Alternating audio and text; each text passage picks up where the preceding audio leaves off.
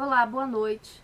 Nós hoje vamos falar sobre a reclamação e a ação anulatória, né, que vem lá no 966, Oi. parágrafo 4º. Obrigada, boneca. Bom, primeiro vamos falar da ação anulatória, que é pequenininho.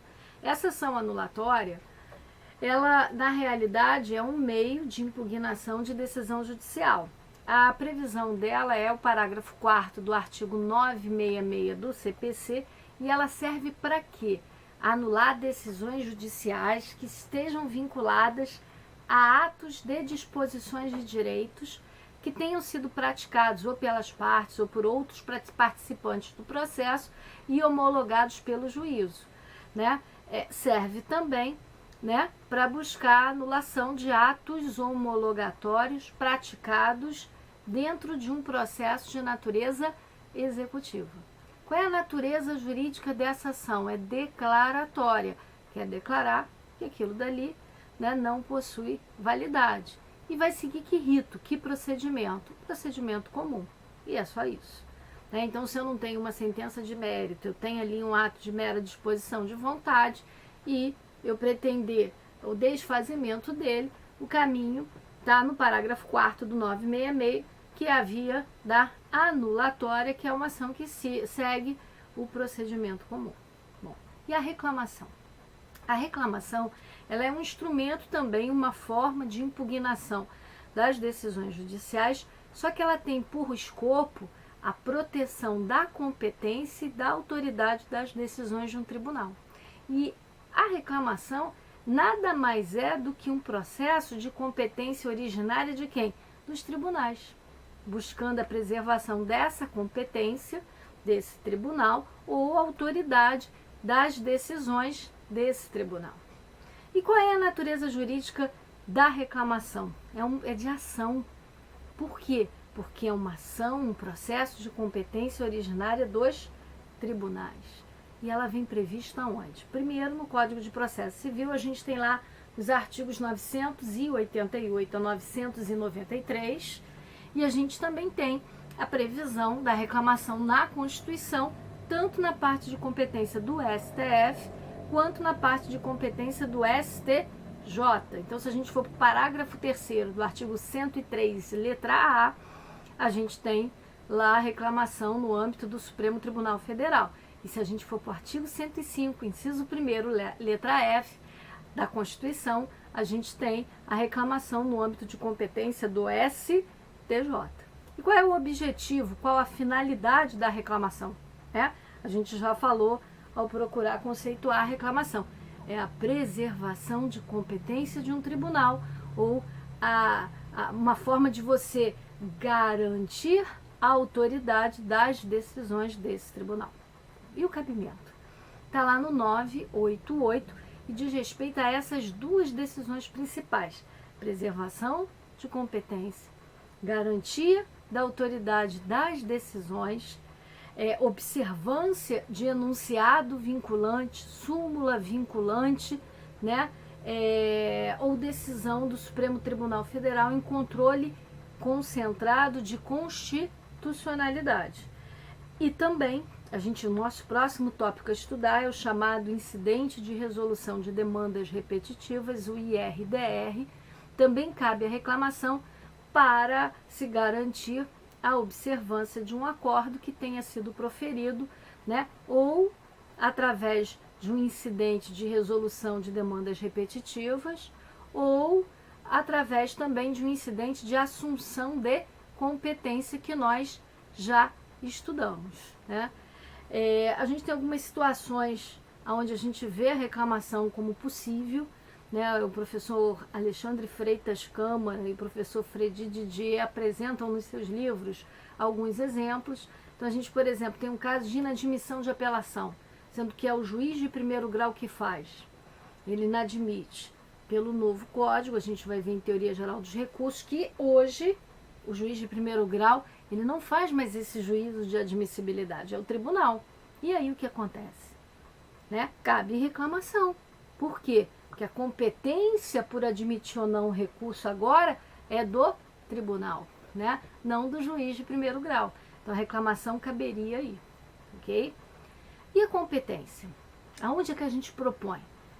Vai depender do tribunal que teve a sua atribuição de competência maculada, né, ou sua autoridade abalada. Está lá no parágrafo 1º do 988. Então, ela deve ser proposta perante o tribunal, né, que seria o competente para processar e julgar, ou cuja a decisão é que esteja sendo efetivamente violada. E quem pode ser o autor dessa ação? Quem tem legitimidade ativa para fazer a reclamação? Isso também vem lá no 988. É a parte interessada, né? Em primeiro lugar. Quem é a parte interessada? Quem sofre prejuízo com aquela situação que é o objeto da reclamação. Pode ser tanto parte do processo originário, como também pode ser um terceiro que tem um interesse jurídico naquela situação. E pode também ser o MP, o Ministério Público, né? E aqui o Ministério Público pode ser tanto como fiscal da ordem jurídica, quanto como parte, né? A atuação do Ministério Público como parte. E a legitimidade passiva? A legitimidade passiva aqui a gente tem uma situação assim interessantíssima, porque lembra mandado de segurança. Aqui é como se fosse, entre aspas, a autoridade coatora, né? A legitimidade passiva é do sujeito que praticou o ato que ensejou a reclamação. Então, se é aquele juiz de primeiro grau que inadmitiu um recurso de apelação, ele vai ser a parte colocada no polo passivo dessa ação, certinho? E a reclamação cabe em todas as situações? Ou existe casos de inadmissibilidade, né? A gente vai ter a inadmissibilidade lá no parágrafo 5º do artigo 988. Eu só vou destacar que esse parágrafo ele foi modificado antes mesmo do Código entrar em vigor.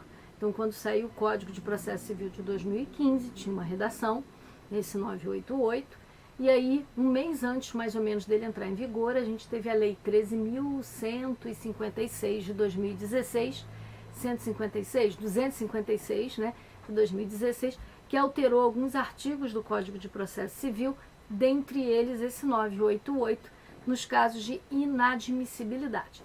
O que fala o parágrafo 5º? Né? Que é inadmissível quando for proposta após o trânsito em julgado da decisão reclamada. Então, não pode ter sido esgotada as instâncias ordinárias. Para eu fazer a reclamação, o recurso ainda tem que ser cabível, tem que caminhar, certinho? E a gente tem um outro caminho também, né?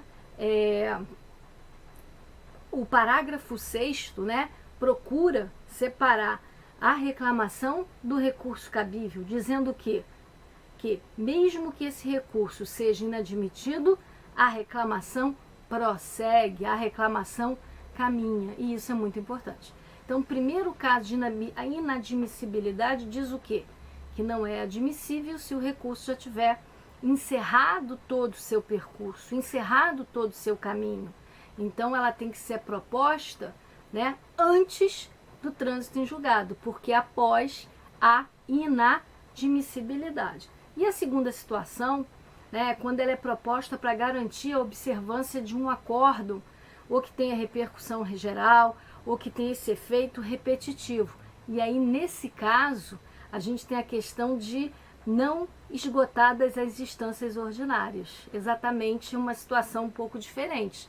Então, no caso de ser proposta para garantir a observância desses acórdãos com uma repercussão geral reconhecida, com uma situação de natureza repetitiva, enquanto não houver o esgotamento das instâncias ordinárias, ele é inadmissível. Aqui tem que ser encerrado tudo.